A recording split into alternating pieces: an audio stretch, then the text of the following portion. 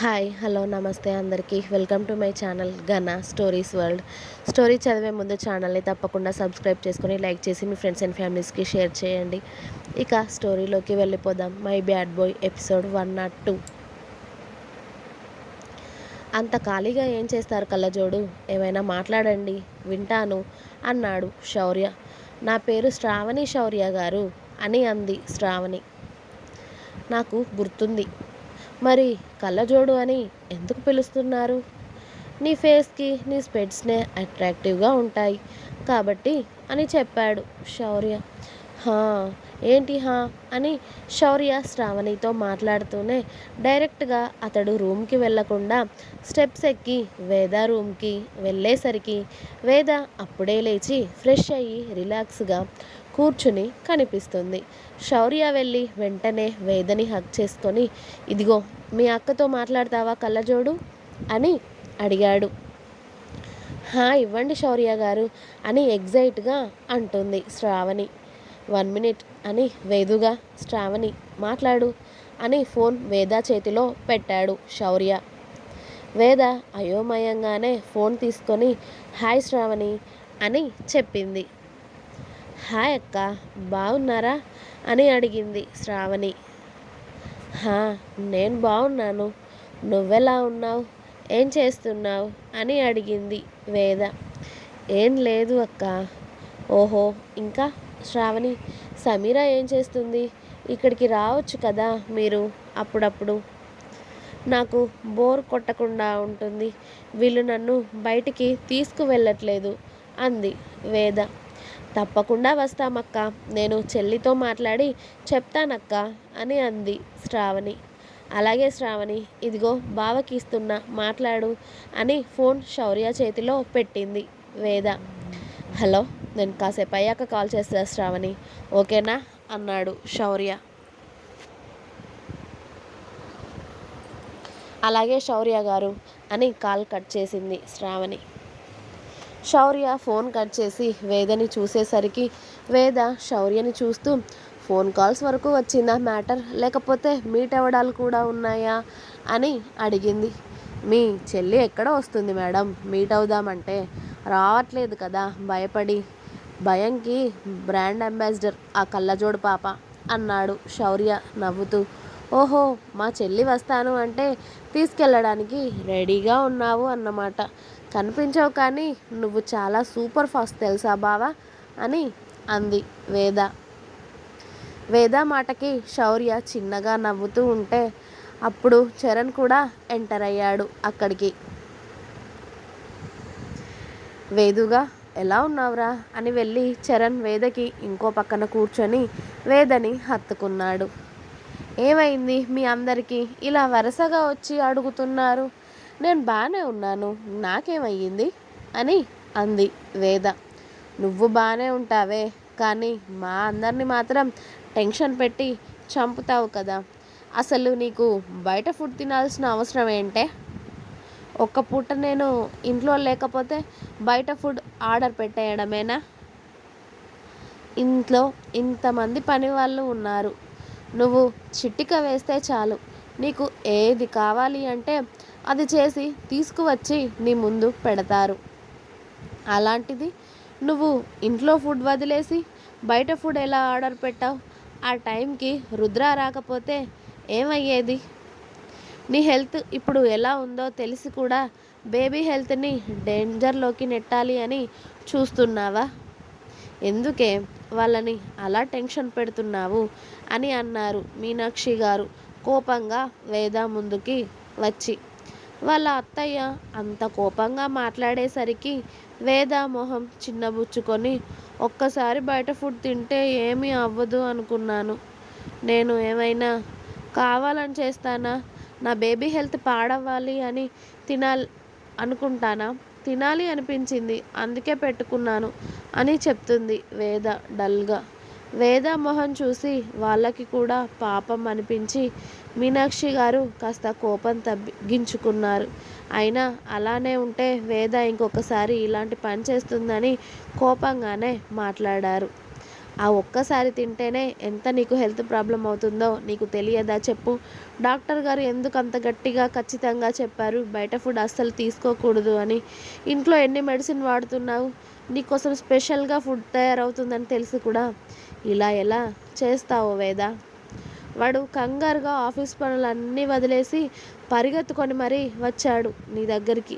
ప్రతిసారి వాడు అలా రావాలి అంటే కుదురుతుందా?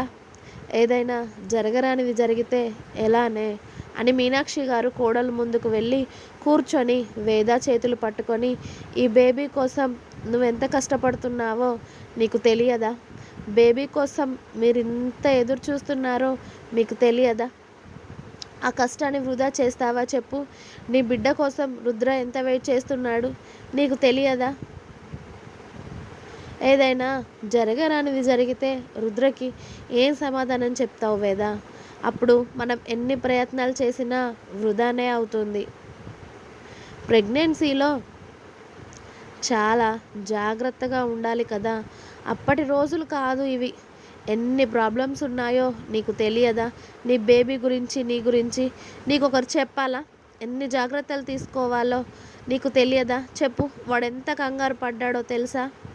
ఒకవేళ కరెక్ట్ టైంకి వాడు రాకుండా నువ్వు ఆ ఫుడ్ తీసుకొని ఉంటే ఏమయ్యేది వేద?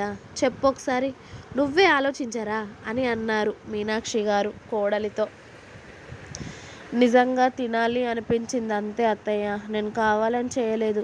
ఇంకొకసారి ఇలాంటి పని చేసి మిమ్మల్ని ఇబ్బంది పెట్టను అని అంది వేద గిల్టీగా. నువ్వలా డల్ అవ్వకు బంగారం, నువ్వు కావాలి అని చేయలేదు. కరెక్టే, కానీ నీ హెల్త్, బేబీ హెల్త్ ఇంపార్టెంట్ కదరా.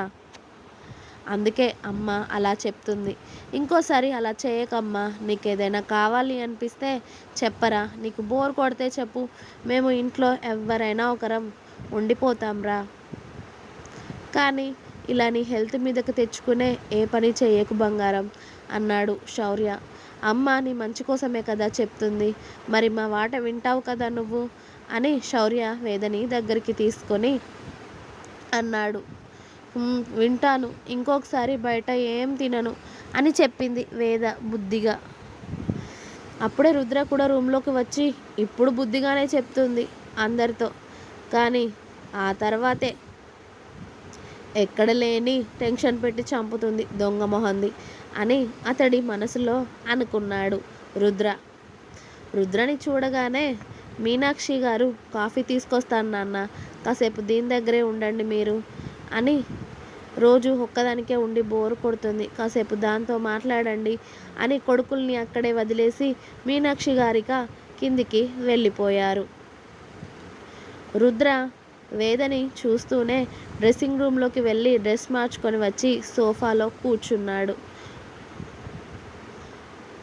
బోర్ కొడితే చెప్పొచ్చు కదా బంగారం, వాడిని రోజు ఇంటి దగ్గర వదిలేసి వెళ్ళే వాళ్ళము మేము. వీడు ఆఫీస్కి వచ్చి చేసే పని కూడా ఏదీ లేదు, ఆఫీస్కి వచ్చి ఫోన్లో మాట్లాడడం తప్పితే అన్నాడు శౌర్య తమ్ముడిని చూస్తూ. అన్నయ్య, నువ్వు నన్ను అవమానిస్తున్నావు. నీకు తెలుస్తుందా నేను ఆఫీస్ వర్క్ చేయకుండా దాంతో సొల్లేస్తూ కూర్చుంటున్నాను అని చెప్తున్నావా? నాకెంత అవమానం అని అరిచాడు. ఒరేయ్, నిజాలు చెప్తే అంత కోపం ఎందుకు వస్తుందిరా నీకు అన్నాడు శౌర్య. ఛీ, నువ్వు మరీ నన్ను అలా అనుమానించకన్నయ్యా. ఏదో బ్రేక్ టైంలో దానికి ఫోన్ చేసి మాట్లాడతాను అంతే తప్పితే నేనేదో వర్క్ పక్కన పెట్టి మరీ దాంతో మాట్లాడినట్టు చేస్తున్నావు నువ్వు అన్నాడు చరణ్ అలిగినట్టుగా. నీ మొహం, బ్రేక్ టైంలో వర్క్ చేస్తూ వర్క్ టైంలో ఫోన్ మాట్లాడతావురా ఎదవ నువ్వు అన్నాడు శౌర్య. ఇదిగో, మరీ నన్ను ఇలా వర్క్ చేయని వాడిలా లెక్క కట్టేస్తారేంటి? ఇప్పటి నుండి నేను నిజంగా ఇంట్లోనే ఉండిపోతాను చెప్తున్నా, మా వేదుగాడితో. బేబీ పుట్టే వరకు, బేబీ పుట్టాక కూడా బేబీతో ఆడుకుంటూ ఇంట్లోనే ఉంటాను.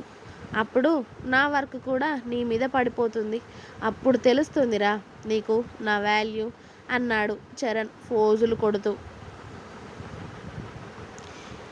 ఇప్పుడైతే ఏదో వర్క్ చేస్తున్నట్టు ఎందుకురా అంత బిల్డప్? నీ వర్క్ కూడా నేనే చేస్తున్నాను ఇప్పుడు. ఇక అప్పుడు ఎందుకు నాకు డబల్ అవుతుంది, ఇప్పుడు ఎంత ఉందో అంతే ఉంటుంది. ఇంకా ఇంటి దగ్గర ఉండి నీకు నచ్చినట్టుగా చేస్తూ వర్క్ తప్పించుకోవాలని ఈ వేషాలు కదా అన్నాడు శౌర్య. ఛీ పోరా, నేను నీ మీద అలిగాను, నీతో మాట్లాడను, నన్ను పని దొంగని చేసేసావు కదా, ఏదో ఒకరోజు నా వాల్యూ తెలుస్తుందిరా, అప్పుడు చూపిస్తాను నీకు నేను అని. వేదు బంగారం, ఏమైనా తింటావా చెప్పు, నేను వండి పెడతానురా స్వయంగా అన్నాడు చరణ్. దానికి తప్ప నువ్వు దేనికి పనికిరావు కానీ నిజంగా చెప్పరా, ఏదైనా తినాలి అని ఉంటే కనీసం ఆ వర్క్ అయినా కరెక్ట్గా చేస్తాడో లేదో చూద్దాం అని అన్నాడు శౌర్య. అయితే నాకు మిర్చి బజ్జీ కావాలి అని అడిగింది వేద. విన్నావు కదా, వేదుగాడు చెప్పిన వెళ్ళి తీసుకురాపోరా అన్నాడు శౌర్య.